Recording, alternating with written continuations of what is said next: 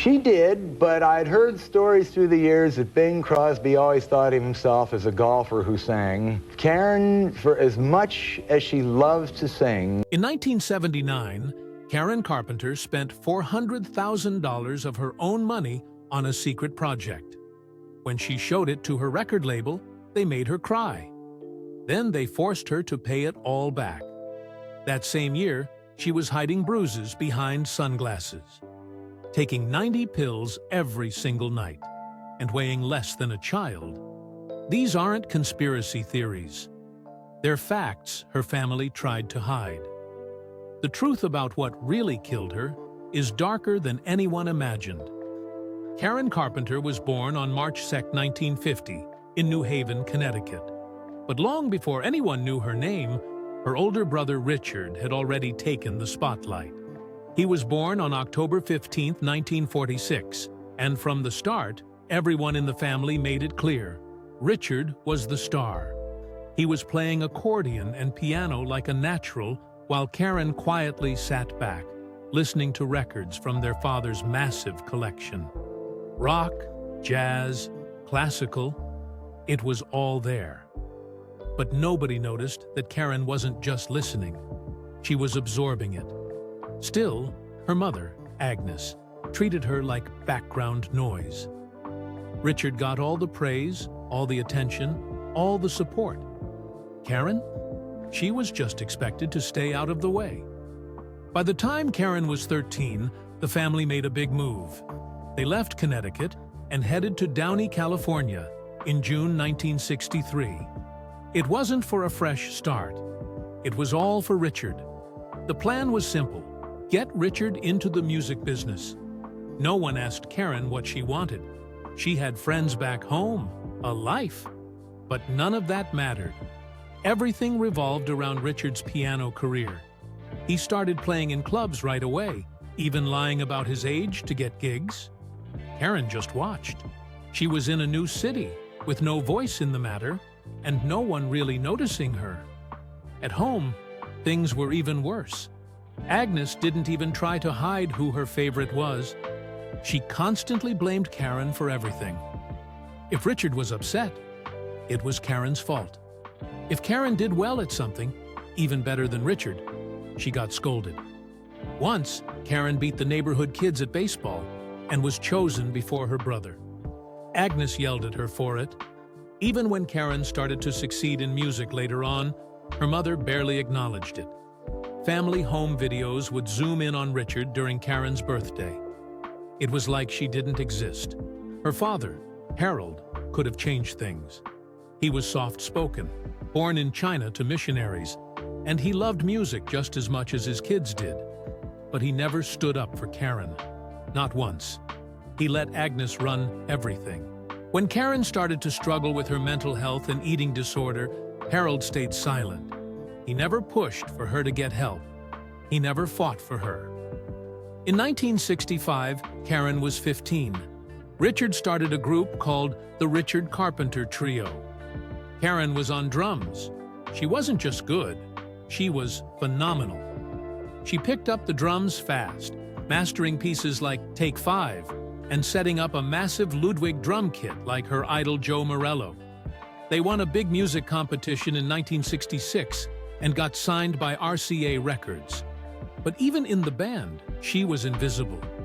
The spotlight stayed on Richard.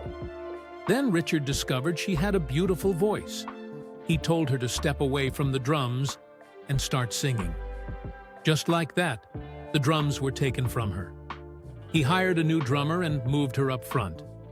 Not because she wanted it, but because it worked better for the group's image. Karen's whole drumming journey started with one small act of rebellion. In 1964, she was just 14 and desperate to avoid gym class at Downey High. So she joined the school band. They handed her a glockenspiel, which she hated. But one day, she saw a classmate named Frankie Chavez playing the drums. That moment changed everything. She begged to switch instruments, and that's when it all began. The next year, Chavez convinced her parents to buy her a proper Ludwig drum kit for $300. That's about $3,000 today. She picked Ludwig because Ringo Starr and Joe Morello used them. She played so much her fingers bled. Her mother had to keep Band-Aids ready. Karen didn't just learn drums, she became a master. In 1 year, she was playing complex jazz rhythms, including the famous 5/4 beat in Take 5. Her brother said it looked like she'd been born in a drum factory. She studied under Bill Douglas, a jazz legend, and drilled marching band techniques like paradiddles and triplets every single day. Karen wasn't just a drummer, she was a drummer who sang. In their first album, Offering, later re-released as Ticket to Ride, she played drums on every track while singing lead vocals. Her coordination was mind-blowing. She was hitting complicated beats while singing in a 3-octave range. Audiences couldn't even see her behind the kit. That bothered people. Some critics said the band had no stage presence, but Karen didn't care. She felt safer behind the drums. Even when she moved to the front of the stage later on, she still insisted on doing solo drum sections during shows. She never let go of that part of her identity. In 1965, Richard Carpenter was just 19. He had a quiet obsession with jazz, musical arrangements, and recording equipment, so he formed a trio. His 15-year-old sister, Karen, had only been playing drums for about a year, but he brought her in anyway. Then came Wes Jacobs, playing both the tuba and stand-up bass, an odd mix that didn't belong anywhere near mainstream pop. Even stranger? Nobody in the band sang. Instead, they brought in a guest vocalist, Margaret Chenor, and once in a while, a trumpet player named Dan Freiberg. Richard ran the show. He arranged every piece, rehearsed them daily, and used a tape recorder to capture their sound experiments. Most people would have ignored a group like this. But then, on June 24, 1966, they entered the Hollywood Bowl Battle of the Bands. This wasn't some small-town talent show. It was a sold-out event, judged by celebrities and crawling with record label scouts. On stage, they played an instrumental version of The Girl from Ipanema and an original track called Iced Tea. And they won. A trio with no lead singer, fronted by a teenage girl on drums and a guy with a tuba, beat everyone else. That win got RCA's attention. Their head of A&R, Neely Plum, signed them right after the performance. He paired them with Rick Gerard, a brand new producer who also happened to be working with Jefferson Airplane at the same time. The trio recorded several tracks, including a Beatles cover, a Sinatra tune, and Iced Tea. But something went terribly wrong. RCA ran the songs through a committee. The suits in charge couldn't figure out what to do with a jazz pop band that didn't fit the mold. So they shelved it. Nothing was released. Not a single track. They had Karen Carpenter in the studio, who was already a drum prodigy by then, and somehow didn't realize it. She even won the John Philip Sousa Band Award in high school the next year. But RCA let them go. That mistake cost them the chance to sign one of the most successful duos in history. Over 100 million records sold, and RCA missed all of it. In 1969, Karen and Richard were in limbo. Their past bands, Spectrum and Summer Chimes, had fallen apart, but they weren't giving up. They recorded new demo tapes inside the garage studio of bassist Joe Osborne. These weren't polished. No label backing, just raw talent and a couple of siblings chasing a dream. Karen was only 19. Richard was 23. They sent the tapes to Herb Alpert at A&M Records. He hadn't asked for them. But when he heard Karen's voice, he couldn't shake the feeling. He even admitted later that he wouldn't have bought a Carpenter's record himself, but he knew she had something rare. On April 22, 1969, Alpert signed them to A&M. Just a few months later, in November, their debut album, Offering, hit the shelves. That leap, from garage tapes to a full album release in under a year, was almost unheard of. Then came a wild idea. Richard wanted to cover the Beatles' Ticket to Ride. But instead of copying the original, he tore it apart. He slowed it down, changed the chords, added an emotional twist no one saw coming. He ended each chorus on a major seventh chord, a soft, aching sound, and placed Karen's voice in its lowest, most haunting range. Her tone on the word care said more than the lyrics ever could. Technically, the song was a marvel. Richard layered 12 harmonies using just his and Karen's voices. John Lennon once called the original Beatles version heavy metal, but the Carpenters made it sound like heartbreak caught on tape. It only reached number 54 on the Billboard Hot 100, but it sold over 1 million copies and left a deeper mark than its chart position ever could. In fact, the label even renamed their debut album from Offering to Ticket to Ride. People were finally starting to understand their sound. Then came the song that changed everything. They Long to Be. Close to You had already failed several times, with Richard Chamberlain, Dionne Warwick, even Dusty Springfield. Herb Alpert had recorded his own version and never released it because he hated how it turned out. When he suggested the song to the Carpenters, Richard wasn't thrilled.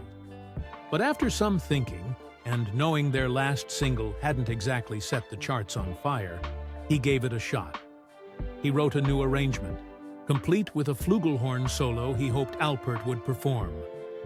Alpert was busy, so Chuck Findlay played it instead. The result was so smooth, even Burt Bacharach thought it was Herb on the horn. The single came out on May 14, 1970. It didn't just chart, it exploded. It held the #1 spot on Billboard for 4 weeks. It sold nearly 4 million copies worldwide. In the US alone, 2.5 million. It became A&M's biggest hit since This Guy's in Love with You, and earned the Carpenters a Grammy for Best Contemporary Vocal Performance. Billboard named it the #2 song of 1970. Karen Carpenter was never meant to be just a singer. She saw herself as a drummer first. That was her true identity, a drummer who could sing. But the music business had other plans. At just 5'4", she was often hidden behind her drum kit during live shows. Some critics even complained that there was no star to focus on during performances. So by 1973, everything changed. Management decided she had to move to center stage. Her brother Richard and their manager, Sherwin Bash, brought in Cubby O'Brien, a former Mouseketeer, to take over the drums during live shows. This wasn't a creative decision. It was a business move. And it slowly pulled Karen away from what made her feel most like herself. She had been the main drummer on early albums like Ticket to Ride and Now and Then. But over time, she was reduced to just a few tracks. By Made in America, her drumming was limited to songs like Those Good Old Dreams and When It's Gone, It's Just Gone. The shift wasn't just about stage presence, it was the slow dismantling of her musical soul. Karen never liked being in the spotlight. Behind the drums, she felt protected. That kit wasn't just an instrument, it was her shield. Once she was pushed to the front of the stage, the anxiety kicked in hard. Drummer Cindy Blackman Santana later said she understood exactly what Karen must have felt. Behind the drums is my safe space. I can only imagine it was the same for her. Karen was naturally shy. She didn't crave attention. She was more comfortable supporting her brother from the back, not standing alone in front of thousands. But now, that quiet safety was gone. Live shows became harder. Her nerves were no longer hidden behind cymbals and toms. She didn't just feel exposed, she felt lost. The timing was cruel. Just as she lost her comfort zone, her struggle with anorexia began to show. By 1975, the signs were impossible to ignore, and the pressure of performance only made things worse. This wasn't just a stage adjustment. It was the unraveling of a young woman's sense of self. What makes it even more tragic is how few people even remember Karen was an incredible drummer. In 1975, she beat Led Zeppelin's John Bonham in Playboy magazine's Best Drummer poll. Bonham was reportedly furious. Buddy Rich, who rarely praised anyone, called her his favorite pop drummer. Hal Blaine, the most recorded drummer in history, openly admired her style and precision. And yet, decades later, even top jazz drummers admitted they had no idea how talented she really was. One reason is simple: she was overshadowed. She sang beautifully, yes, but that overshadowed the craft behind the kit. As one fan put it, Karen's drumming used to be a joke. YouTube proved how stupid and sexist those jokes were. She had a marching band background and a natural jazz feel. She could handle complex transitions while singing lead, a skill almost nobody could pull off. But still, her talent was pushed aside. In the end, it wasn't just Karen's identity that was taken. It was her recognition, too. Some people even doubted whether she played drums at all. That's how deep the confusion went. Because Hal Blaine played on many of the studio recordings, fans often assumed he was always behind the kit. Karen didn't mind. She knew Blaine was the best, and she wanted their singles to be perfect. But the result was damaging. People saw her play and still asked, "Is that really her?" Even old videos, like her 1968 debut or her televised drum solo in 1976, weren't enough to silence the skeptics. The doubt lingered. Two drummers on stage didn't help either. The confusion became the story. Hal Blaine himself never took credit. He praised her. But the damage was done. In April 1979, Karen Carpenter packed her bags and flew from Los Angeles to New York. It wasn't for a concert or a vacation. It was for something much riskier. She wanted to make her first solo album. Just 2 days after landing, she walked into A&R Studios and began recording. Her brother Richard was in rehab at the time, so Karen decided she wouldn't sit around. She would work.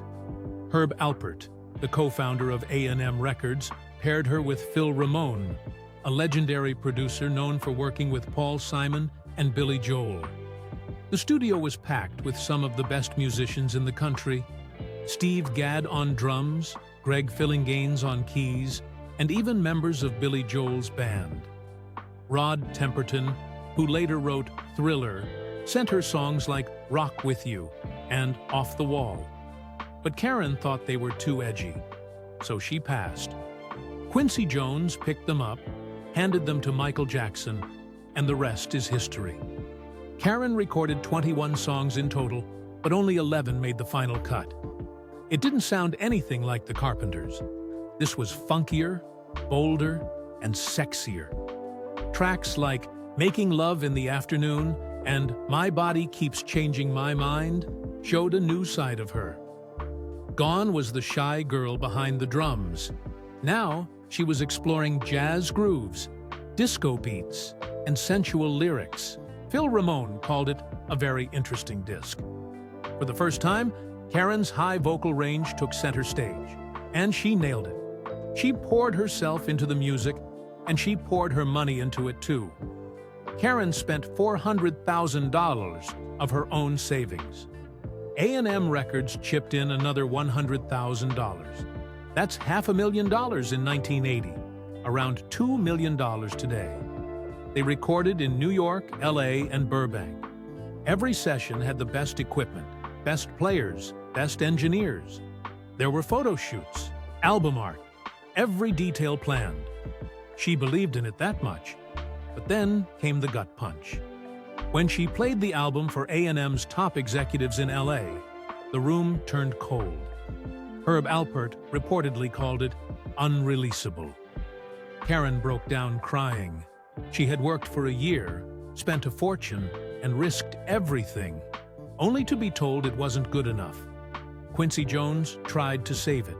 He fought to get it released, but the label refused. On May 5, 1980, the album was shelved.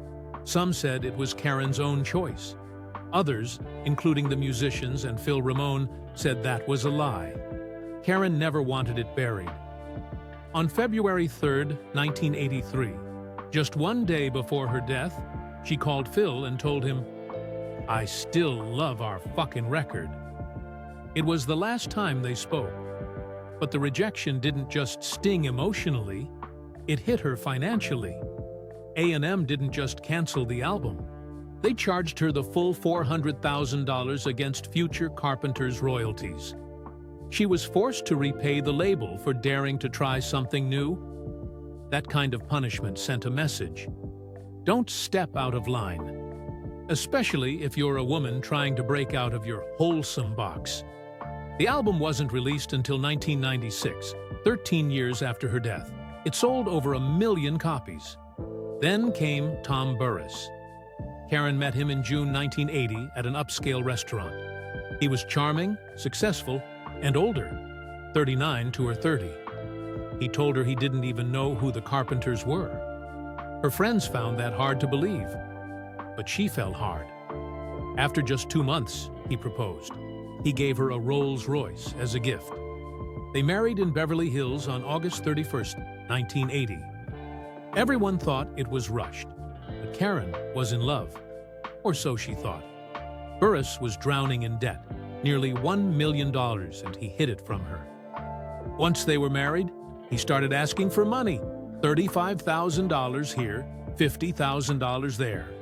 By the time she died, Karen had only $2,000 in her bank account.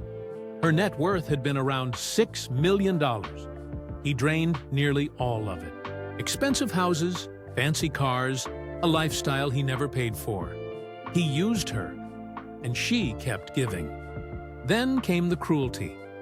Burris called her names. "Bag of bones," he'd say, mocking her anorexia. He told her he'd never have children with her. After a trip to Canada, she met a friend wearing sunglasses indoors, hiding bruises. She cried through the entire meal.